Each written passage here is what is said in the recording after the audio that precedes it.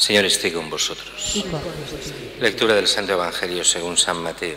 Gloria a ti, Señor.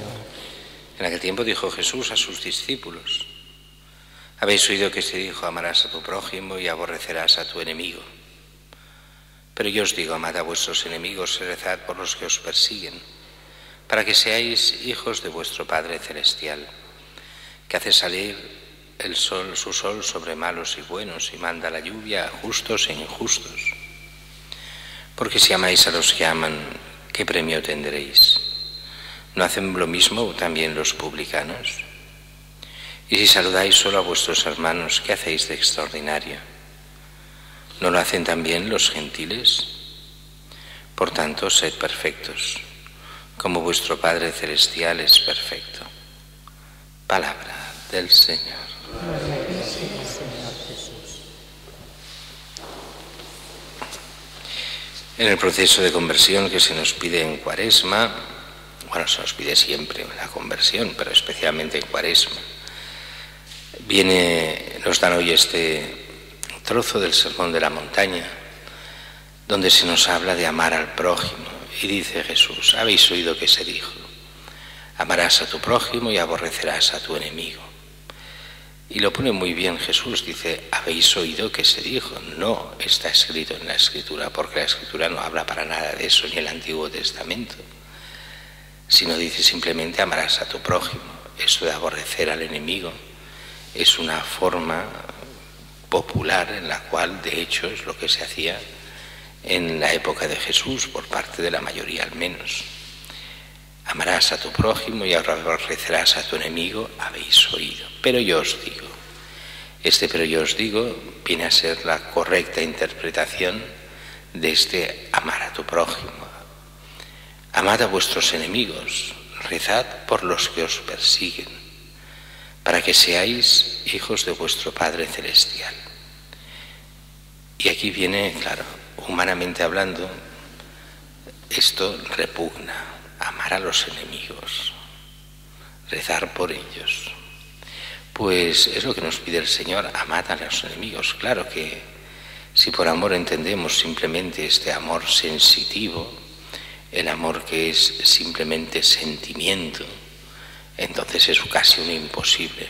No es un imposible, porque Pablo nos dirá que hemos de llegar a tener aquellos mismos sentimientos de Cristo, y Cristo amaba a los enemigos, aún a nivel de sentimiento, pero aquí se nos pide más allá del sentimiento, de lo que viene del corazón, o sea, de la voluntad. Y la voluntad de amar no es la voluntad de decir, ay, qué buenos son los malos. No, no es nada de eso.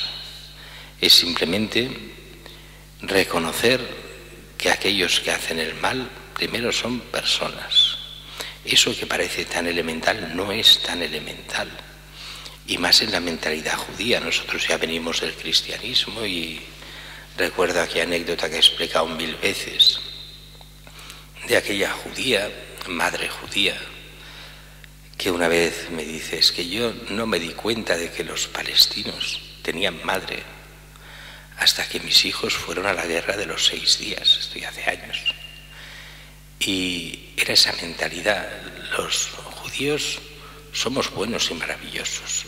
Los palestinos son como animales, no son nada. Y poco a poco se dio cuenta de que no era así, de que tenían los jóvenes también madre, eran personas. Claro, muchas veces cuando uno ve el enemigo a secas, no lo ve como persona, lo ve como si fuese un animal, un otro, un nada. Y entonces lo primero es entender que son personas, y entonces entender esto que dice el Evangelio. ¿Por qué lo hemos de hacer? Y dice, para que seáis hijos de vuestro Padre Celestial, que hace salir su sol sobre malos y buenos, manda la lluvia a justos e injustos. Es tanto como decir, Dios ama a los pecadores. Primero nosotros hemos de sentirnos y sabernos pecadores. Después, aquellos que son nuestros enemigos, pues son también llamados a ser hijos de Dios y amados por Dios. Pues no pueden ser despreciados como animales, sino hay que amarlos como los ama Dios, que busca el bien de ellos. Claro, aquí hay una confusión muchas veces, que es, entonces que hagan lo que les dé la gana. No, no es eso. El bien de ellos quiere decir buscar su conversión, su bien, y buscar que no hagan el mal, claro que no. Pero rezar por ellos cuando no se puede hacer nada, o rezar por ellos también cuando no se puede hacer nada más que eso. Pero es buscar el bien de todos, incluso de los enemigos. Y las razones que da son al menos 3. Una, porque el Padre así lo hace. La segunda, porque ¿qué mérito tiene si nosotros amamos a los que nos aman? No tiene ningún mérito.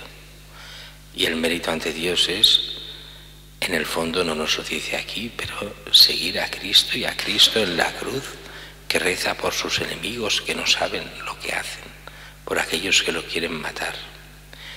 Y otra de las razones es porque no somos nosotros mucho más que los paganos. Hemos de hacer solo como hacen los demás. El cristiano es aquel que hace lo que hacen los no creyentes. No, el cristiano está llamado a mucho más.